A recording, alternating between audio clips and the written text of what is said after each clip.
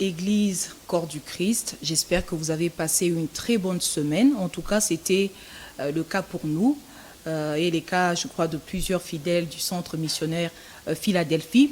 La Bible nous dit dans Hébreux 11 au verset 1 que « Or, la foi est une ferme assurance des choses qu'on espère, une démonstration de celles qu'on ne voit pas. » Vous avez certainement compris qu'on va parler aujourd'hui de la foi, mais ça sera autour de ce thème, les chrétiens et la foi.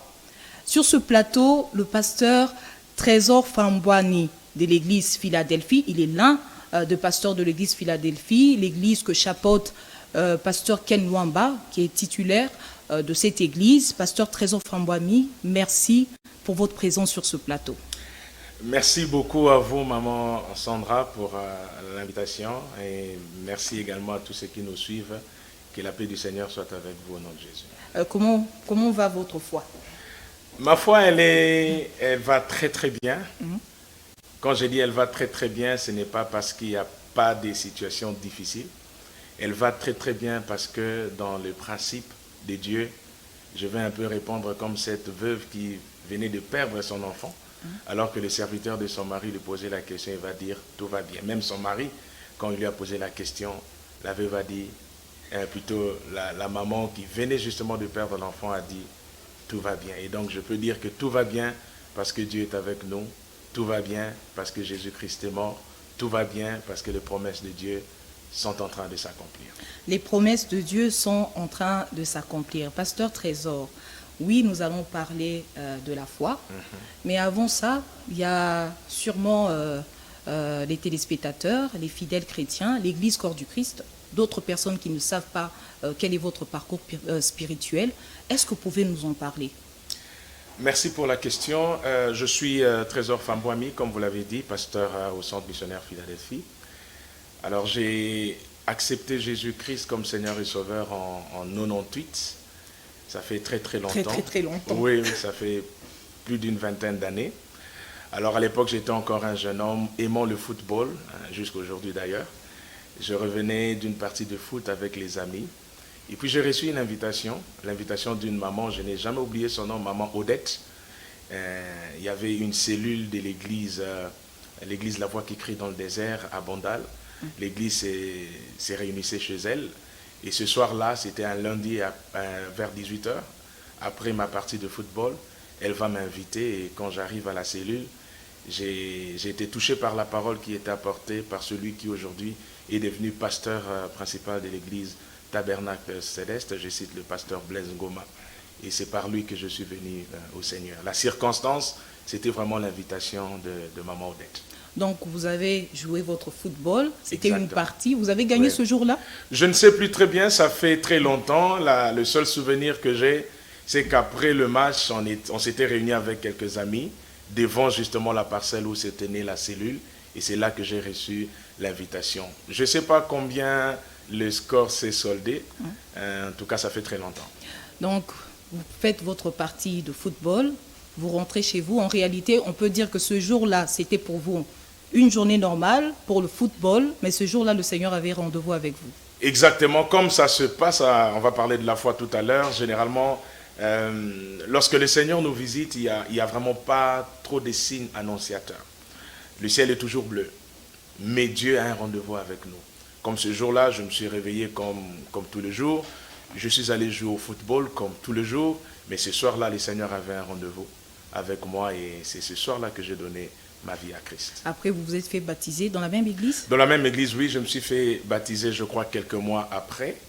Ça, c'est en 98. Et puis, mes premières responsabilités, je les ai assumées dans cette église. J'ai été tour à tour vice-responsable de l'intercession. Et après, le pasteur m'avait donné la responsabilité d'une cellule de l'église. La cellule matinale, c'était sur l'avenue Bassakata à Bandal. On se réunissait chaque matin de 6h à 7h.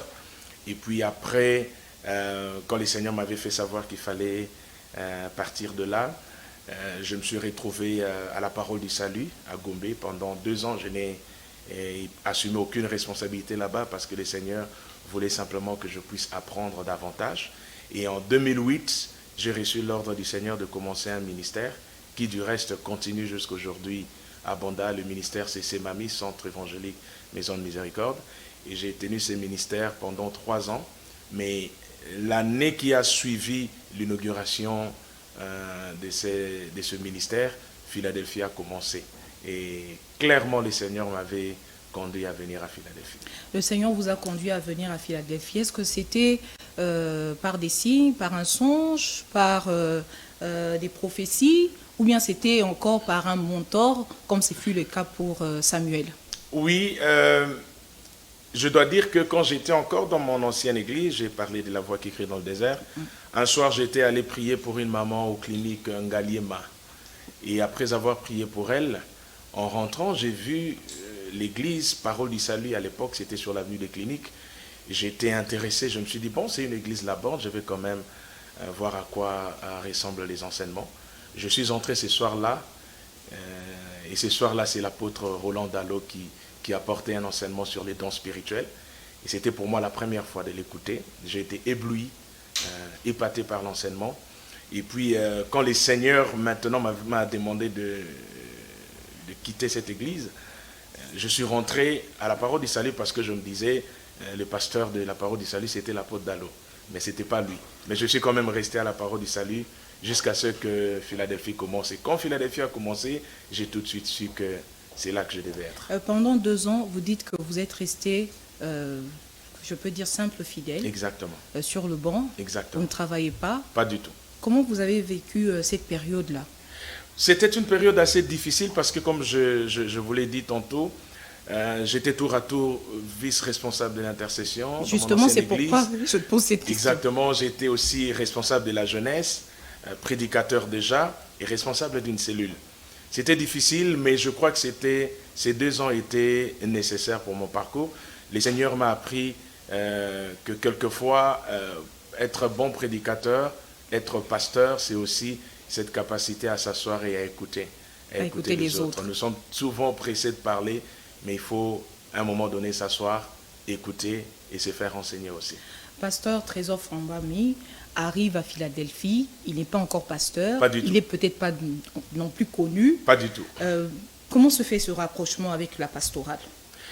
Je dois dire que j'ai toujours été reconnaissant, et je le serai toute ma vie, à l'égard du pasteur Ken, parce que j'ai été aligné par les encadreurs de la jeunesse à apporter la parole à la convention annuelle des jeunes de l'église Philadelphie. Cette convention, on l'appelle Métanoïa. Et ce jour-là, le pasteur Ken, qui était à l'époque pasteur assistant, l'un des pasteurs assistants du pasteur Dallot, était là.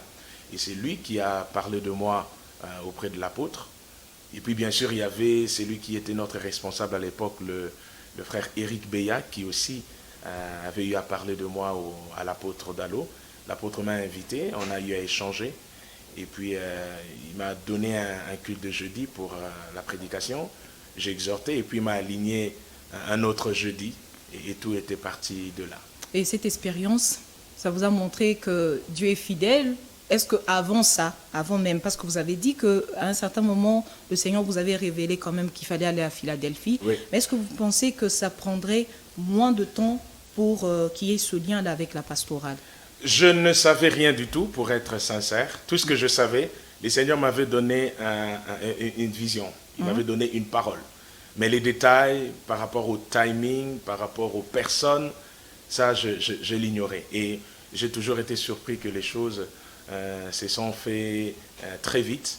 Et je bénis le Seigneur pour cela. Mais dès le départ, je n'étais pas au courant de tout ce qui allait se passer. Avant de passer à la seconde partie, on va quand même parler de votre ouvrage, 4 dimensions de la grâce. D'où est venue l'inspiration? 4 dimensions de la grâce est un livre que j'ai écrit et publié depuis le mois de février de cette année. L'inspiration m'est venue un matin. À l'époque, j'étais encore responsable du culte matinal de Philadelphie, juste après le dédoublement. Ce matin-là, je devais enseigner sur Ruth. Et pendant que je lisais le livre de Ruth, le Seigneur m'a ouvert les yeux. Déjà, vous savez que le thème principal du livre de Ruth, c'est la grâce. Ruth est une étrangère, une Moabite. La loi, dans Deutéronome 23, interdit aux Ammonites et aux Moabites de se retrouver en Israël.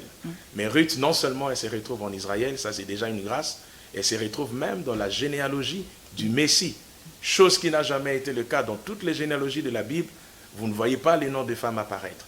Mais dans la généalogie de Jésus, parmi les 5 femmes qui sont citées, il y a Ruth, la Moabite, l'étrangère, celle qui était bannie. Ça, c'est vraiment la plus haute expression de la grâce. La grâce nous donne la place là où la loi nous avait disqualifiés. Et donc, en voyant ces livres de Ruth, le Seigneur, par sa grâce, a commencé à ouvrir mes yeux. Et j'ai tout de suite vu le lien entre les 4 chapitres du livre de Ruth et cette merveilleuse portion de l'apôtre Paul à Timothée dans Tite 2, Tite 2, 11 à 14. L'apôtre est en train d'enseigner à Tite 4 termes clés en rapport avec la grâce. La grâce qui sauve, la grâce qui s'est manifestée à travers Christ, la grâce qui enseigne et la grâce qui nous a rachetés. Et je fais le lien entre ces 4 termes et les 4 chapitres. C'est de là qu'est partie l'inspiration de l'ouvrage 4 dimensions de la grâce. 4 dimensions de la grâce. La grâce peut briser les chaînes. La grâce peut te ramener dans tes droits. La grâce peut même te greffer aux bénédictions auxquelles tu n'avais pas droit. Exactement. Mais les personnes qui nous suivent, si elles peuvent retenir réellement quelque chose de ce livre, qu'est-ce qu'elles doivent retenir de central? Le message central, la grâce, oui, mais qu'est-ce qu'elles peuvent retenir pour garder comme si c'était une phrase qui délivre?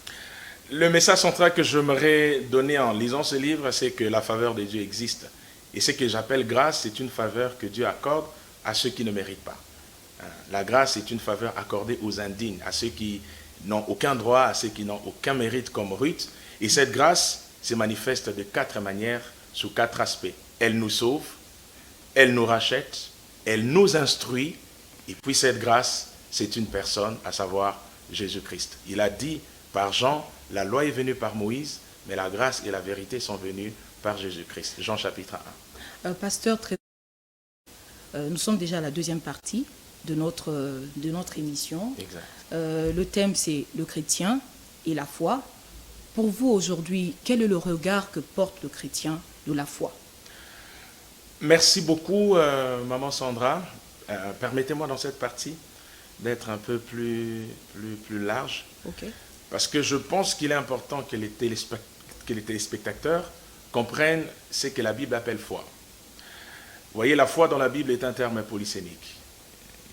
La foi a plusieurs sens. Il est peut-être possible que ce que moi j'appelle foi, vous l'appelez autre chose. La Bible elle-même nous a clairement défini 3 aspects de la foi, ou 3 sortes de la foi. J'ai lu un ouvrage merveilleux, commentaire des épîtres de Paul, écrit par John MacArthur. Il dit, tout le monde vit par la foi. Et au moment où nous parlons, même le non-chrétien est en train de vivre par la foi. Pardon, j'ouvre une petite sous-question. Est-ce qu'on peut dire que quand la Bible dit « même un chien vivant vaut mieux qu'un lion mort », donc ça veut dire que tant qu'il y a la vie, tant qu'on s'accroche à cette petite espérance, donc on a quand même la foi. Bon, peut-être plus loin, je vais faire le rapprochement entre l'espérance et la foi. L'espérance porte sur les choses à venir, tandis que la foi, c'est l'instantané. L'espérance, c'est le fait d'être sûr, convaincu que ce que Dieu m'a dit va arriver. Mais la foi, c'est être convaincu que c'est arrivé maintenant. C'est pourquoi même tu verras, la foi saisit maintenant, l'espérance saisit plus tard. C'est pourquoi on parle de l'enlèvement comme étant l'espérance de l'Église. C'est quelque chose qui va arriver. Mais la foi, c'est la certitude de posséder maintenant les promesses de Dieu. Mais l'espérance, c'est la certitude de les posséder alors que ça va arriver. Donc je peux dire que l'espérance est future, la foi, elle est présente. Donc pour revenir à ce que je disais par rapport aux sortes de foi, MacArthur dit tout le monde vit par la foi. Au moment où je parle, même le non-chrétien est en train d'expérimenter la foi. L'élève qui est en train d'écouter l'enseignant qui lui dit la capitale du Congo c'est Kinshasa, x carré moins 2x, ça c'est une équation qui m'a fait tellement mal quand j'étais encore étudiant ou élève. Vous voyez que même l'enseignant qui enseigne la matière, l'élève a besoin de la foi pour saisir ce que l'enseignant dit. Quand on nous a dit que le soufre avait telle couleur, l'eau, la formule chimique de l'eau, c'est H2O. Il faut la foi pour saisir ça. Quand vous traversez un pont, qu'est-ce qui vous rassure que ce pont ne va pas se défaire et vous allez tomber? C'est la foi. Lorsque vous êtes assis sur une chaise en plastique, vous pesez 100 kilos, 80 kilos, 50 kilos. La chaise, elle, n'a même pas 5 kilos. Mais vous êtes assis confortablement pendant 10 minutes, 20 minutes, voire même 1 heure de temps. qu'est-ce qui vous rassure que cette chaise va tenir et que vous n'allez pas vous casser ou tomber? C'est encore la foi. Le fermier, quand il va semer, qu'est-ce qui le rassure que 6 mois après, 1 année après, la sémence va pousser? L'agriculteur, quand il va semer, qu'est-ce qui le rassure qu'il aura la bonne moisson? La foi. C'est la foi. Quand vous sortez le matin pour prendre le transport, qu'est-ce qui vous rassure que vous allez atteindre la destination? La foi. C'est la foi. Vous commencez les études, qu'est-ce qui vous rassure que 5 ans après, vous allez avoir votre titre académique? Encore la foi. La maman qui va vendre le pain, elle sort le matin et dit, bon, aujourd'hui, je vais acheter 50 pièces. Qu'est-ce qui rassure à cette maman que tous ces pains seront vendus? Encore la foi. Mais ce type de foi, c'est ce qu'on appelle la foi naturelle. Il n'y a rien de spirituel. C'est la foi de la vie de tous les jours. C'est la foi naturelle, la foi que tout le monde possède. Parce que cette foi-là n'a vraiment rien d'exceptionnel. L'autre sorte de foi, c'est ce que Paul est en train de décrire dans 1 Corinthiens chapitre 12. Il parle du don de la foi. Il dit, par l'esprit, à l'un est donné la parole de sagesse, la parole de connaissance, le don d'opérer des miracles. Il parle aussi de la foi. Le don de foi est une capacité surnaturelle que Dieu donne à certaines personnes de pouvoir avoir une confiance absolue, une confiance extraordinaire à Dieu face à certains obstacles. Et cette foi-là, il faut vraiment qu'il y ait un dépôt de Dieu pour cela. Mais la foi dont il est question, je pense à mon humble avis, quand nous parlons du chrétien de la foi, c'est ce que j'appelle la foi spirituelle, ou encore la foi qui sauve. C'est ce type de foi que Paul est en train de nous présenter dans Éphésiens chapitre 2, verset 8. Il dit, c'est par grâce que vous êtes sauvés, mais au moyen de la foi. La grâce nous sauve, mais c'est la foi qui l'a saisie.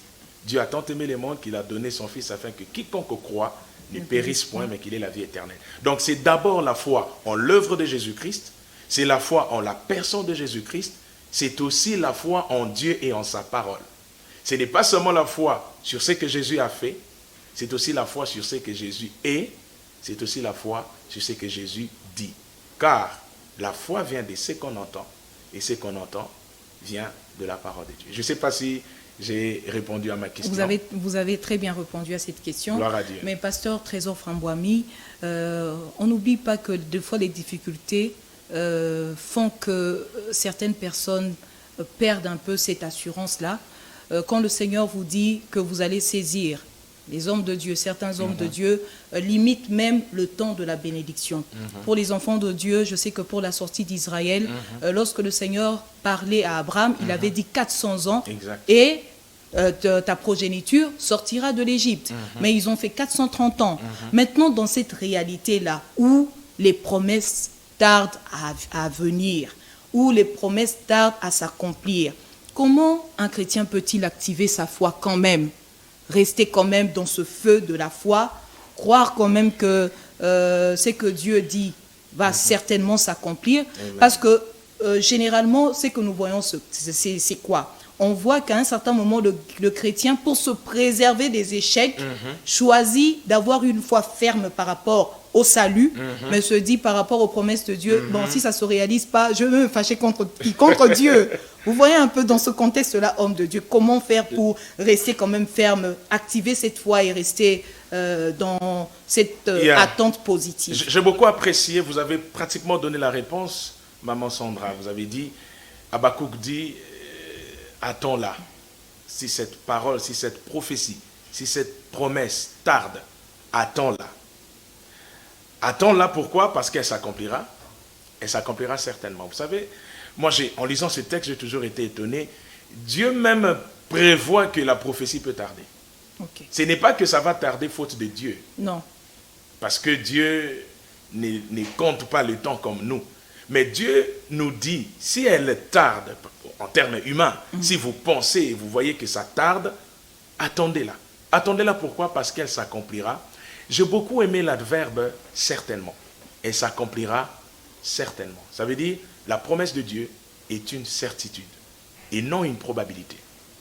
La différence qu'il y a entre une probabilité et une certitude est la suivante. La probabilité, c'est le fait qu'un événement peut ou ne peut pas arriver.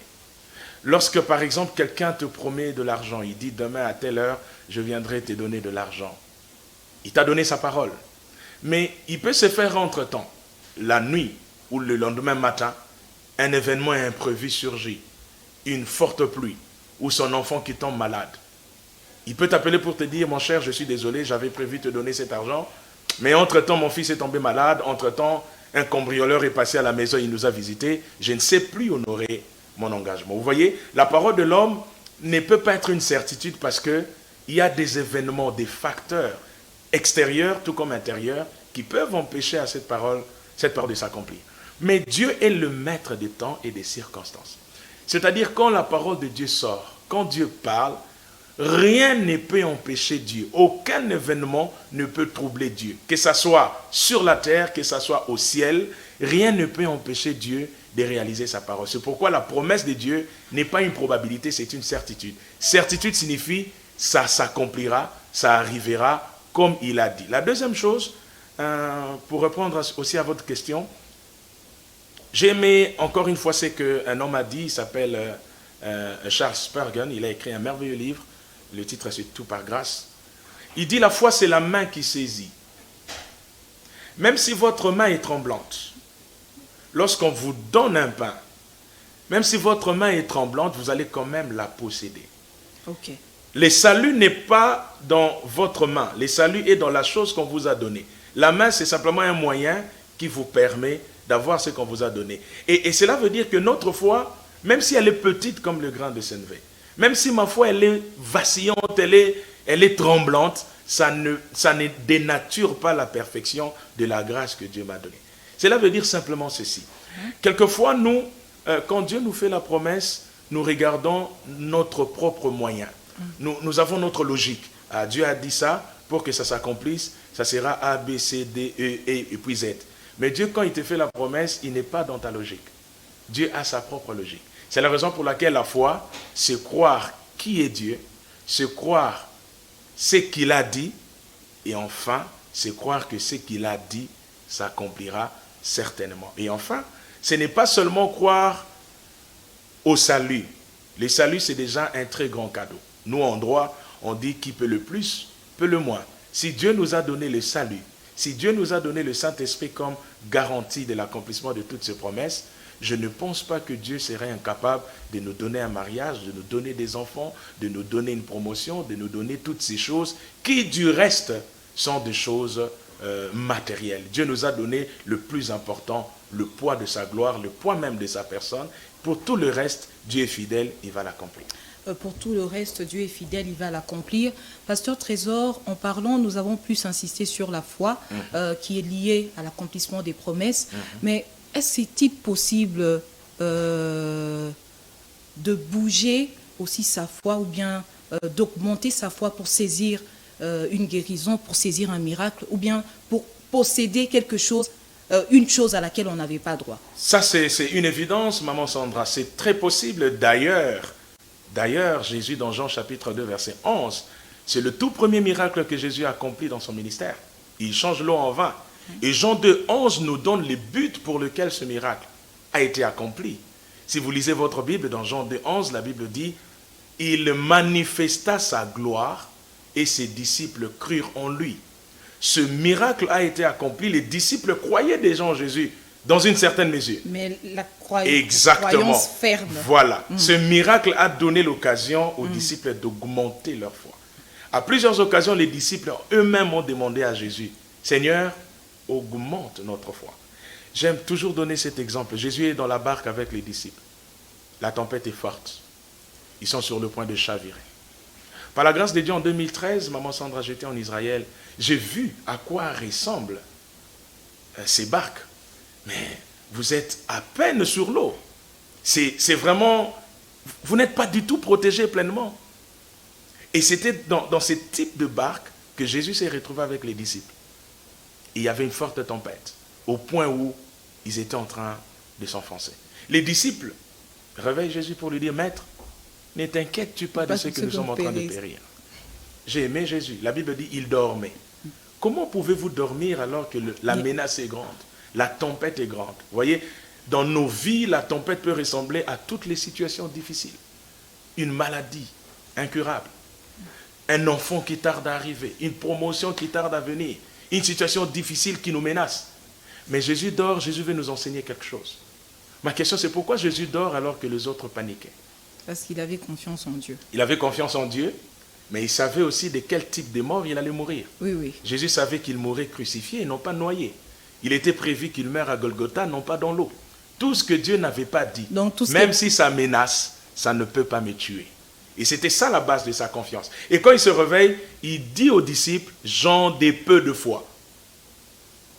Et pour moi, avoir peu de foi, c'est être plus conscient de sa réalité plutôt que de la parole de Dieu. Pasteur Trésor Framboimi, il y a également une autre question que se posent, je crois, plusieurs fidèles.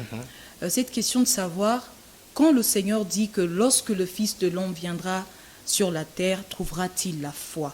Est-ce que cela veut dire que même l'enlèvement est conditionné par la foi? Voilà, ça c'est aussi une très bonne question. Ça me permet peut-être brièvement de parler des 5 dimensions de la foi. Il y a 3 grandes sortes de la foi, comme je vous ai dit, la foi naturelle, la foi spirituelle, la foi qui sauve, et aussi le don de foi.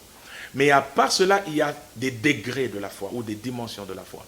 Il y a ce qu'on appelle la foi historique. La foi historique, c'est cette foi qui est basée sur un événement historique important, la mort de Jésus-Christ et sa résurrection. Paul en parle dans 1 Corinthiens chapitre 15. Paul dit, je vous ai enseigné avant tout que Christ est mort, il a été enseveli et puis il est ressuscité. La foi historique signifie que peu importe mes humeurs, peu importe mes sentiments, peu importe mes émotions, cela n'enlèvera pas le fait qu'un jour, à Golgotha, Jésus est mort, il a été crucifié et il est ressuscité le 3e jour. La deuxième foi, c'est ce qu'on appelle la foi personnelle. Personne ne sera sauvé simplement parce qu'il sait que Jésus est mort. On est sauvé lorsqu'on croit en Jésus mort. C'est ce que Jean 3,16 dit. Car Dieu a tant aimé le monde qu'il a donné son Fils afin que quiconque croit en lui. Il ne dit pas quiconque croit que Jésus est mort. Non. Ça, c'est ce que Paul dit. Paul dit, je vous ai enseigné avant tout que Christ est mort. Que Christ est mort. Ça, c'est la foi historique. C'est croire en un événement. Mais la foi personnelle, c'est s'approprier cet événement de la mort de Jésus-Christ. Il est mort pour moi. Pas pour tout le monde, il est mort pour moi. Je m'approprie la mort de Jésus-Christ. C'est pourquoi Jean 3,16 dit, car quiconque croit en lui ne périsse pas, mais qu'il ait la vie éternelle. Qui sera sauvé? C'est celui qui s'approprie l'œuvre de la croix.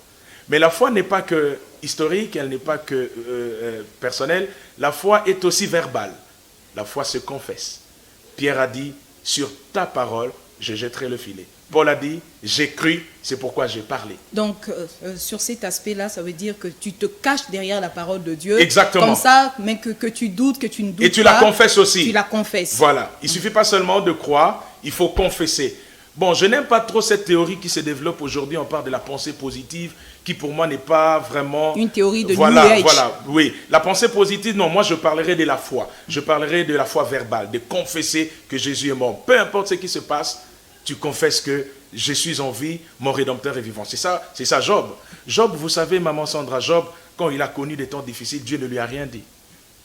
Abraham, Dieu lui avait dit, va sacrifier mon fils. C'est une histoire quand même qui fait mal. Ah oui. Tu as servi le Seigneur de Oui. tout ton cœur. Mais évidemment. Tu as fait au-delà de ce qui était recommandé, mais tu te retrouves avec tous les enfants partis. Et tout ce que tu avais combien parti. Ton corps ne ressemblant plus à rien. Et ce qui est bizarre dans cette histoire, maman Sandra, Dieu ne prévient même pas Job qui va connaître toutes ses souffrances. Il y a des gens à qui Dieu parle. Nous savons tous que la foi vient de ce qu'on entend et ce qu'on entend vient de la parole de Dieu. Abraham a cru parce que Dieu lui a parlé. Noé a posé un acte de foi en construisant une arche parce que Dieu lui avait dit fais-le. Mais Job, qu'est-ce qu'il a entendu? Dieu ne lui a rien dit. On complote contre lui. Satan est en train de manigancer des choses contre lui. Dieu ne lui dit rien. Et pourtant, il se lève et il dit, même si Dieu ne m'a rien dit, je sais que mon Rédempteur est vivant et il se lèvera le dernier. Ça, c'est la foi que j'aime. La foi de Job, c'est une foi qui est basée sur la nature de Dieu, sa fidélité. Il ne m'a pas dit, il ne m'a pas prévenu que le malheur arrivera. Mais parce que je sais qu'il est fidèle, il ne m'abandonnera pas à mon triste sort. David l'a dit, j'étais jeune, j'ai vieilli, je n'ai point vu le juste abandonné, ni sa postérité mendiant son pain. Donc il faut confesser la foi. Ça, c'est la 3e dimension. Mais il y a aussi une 4e dimension qu'on appelle la foi pratique. C'est-à-dire la foi se manifeste par des œuvres. Car la foi sans les œuvres est morte. Je crois que Dieu va me visiter, je vais chercher du travail. Je crois que j'aurai des enfants, je fais ma layette. Je crois que Dieu va me donner une maison, je me prépare dans la condition de ce que Dieu a promis de faire. C'est-à-dire que j'ai une foi qui se manifeste concrètement par des actes. Je vais dire quelque chose d'important ici. Vous voyez, vous avez, ça je l'ai suivi dans un film. Le film, c'est Face aux géants. C'est tourné par les frères Kenrich. À un moment donné, cet entraîneur était un loser. Il perdait à tout moment. Et puis, il y a un aumônier, pratiquement un pasteur de l'institut qui passait, et il est venu lui parler. Il lui est venu lui dire, c'est vrai que tu échoues, mais Dieu m'a dit, tant qu'il ne t'a pas déplacé de cet endroit, personne ne pourra le faire. Et puis, l'entraîneur qui lui dit, mais est-ce que c'est Dieu vraiment qui vous a demandé de m'encourager avec ces paroles? Moi, je suis ici depuis longtemps, je ne vois pas ce que Dieu a fait pour moi. J'ai aimé ce que cet aumônier, ce pasteur a dit. Il lui dit, 2 hommes, 2 fermiers avaient demandé à Dieu la pluie. Mais après avoir prié pour que Dieu envoie la pluie, le premier est rentré chez lui, mais le deuxième est allé arroser, arranger son champ, labourer et faire tout le nécessaire. Et puis il pose la question, de ces 2 fermiers, lequel avait la foi? L'entraîneur dit, celui qui est sorti pour labourer, c'est exactement la foi pratique. J'ai prié, mais je vais préparer mon chemin, mon terrain. J'ai prié, je vais préparer mon champ. J'ai prié, je vais en ville chercher du travail. J'ai prié, je pose des actes comme si Dieu m'avait déjà exaucé. Et la dernière dimension, pour répondre vraiment à votre question, vous avez demandé, lorsque le Fils de l'homme reviendra, trouvera-t-il la foi sur la terre? Ce type de foi, c'est ce qu'on appelle la foi progressive. La foi, ce n'est pas une réalité ponctuelle qui s'arrête à un moment. La foi, c'est une réalité continuelle. C'est ce qu'on appelle la dimension progressive de la foi. Je n'ai pas cru pour m'arrêter un jour.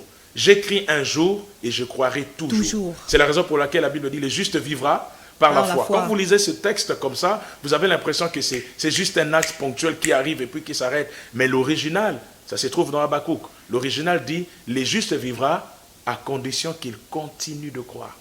Le juste vivra s'il continue de croire. Ah, c'est pourquoi la Bible dit que s'il se retire, mon âme ne prend point plaisir. Exactement. C'est pourquoi la question c'est, quand le Fils de l'homme va revenir, trouvera-t-il les gens en train de continuer à croire ou bien auront-ils cessé de croire? Pour moi, la foi qui sauve, ce n'est pas la foi du début. C'est la foi du début, du parcours et de la fin. On n'a pas cru pour s'arrêter. On a cru pour continuer à croire. Et cela tous les jours de notre vie jusqu'à ce que Jésus revienne. On a cru pour continuer à croire. Pasteur Trésor Frambois, merci pour toutes ces explications autour de ce grand thème. C'est moi qui vous remercie. Et merci aussi, surtout parce que vous avez également levé quelques flous que moi-même j'avais en tant que chrétienne. J'espère que ce n'est pas la dernière fois. On est là. Fidèles téléspectateurs de l'émission Vie chrétienne, merci de nous avoir suivis tout au long de cette émission. On va se retrouver la semaine prochaine. Surtout, gardez la foi, parce qu'avec la foi, on peut transporter les montagnes. Que Dieu vous bénisse.